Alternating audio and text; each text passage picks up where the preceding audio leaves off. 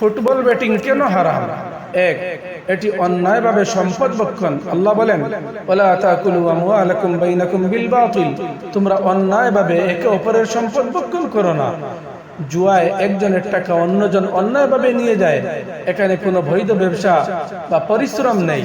দুই, এতে লোভ ও নেশা সৃষ্টি হয়। জুয়া ধীরে ধীরে মানুষের অন্তরে লোভ সৃষ্টি করে। প্রথমে অল্প টাকা, পরে বড় অঙ্ক, তারপর পুরো জীবন ধ্বংস। আজ অনলাইনে বেটিং এমন নেশায় পরিণত হয়েছে যে মানুষ জমি বিক্রি করছে, তার করছে, পরিবারের টাকা নষ্ট করছে।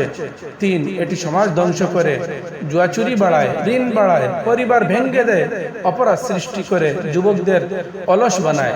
বর্তমান যুগের অনলাইন বেটিং, বর্তমানে ফুটবল জুয়ার সবচেয়ে ভয়ঙ্কর রূপ হলো অনলাইন বেটিং অ্যাপ, যেমন match betting, live betting, card corner betting, fantasy লিগে অর্থ লেনদেন।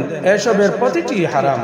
অনেকে মনে করে আমি তো শুধু একটু টাকা লাগাই, মজা করে করি, সবাই করছে তাই আমিও করছি। কিন্তু হারাম কখনো মজা করে দিয়ে হালাল হয় না।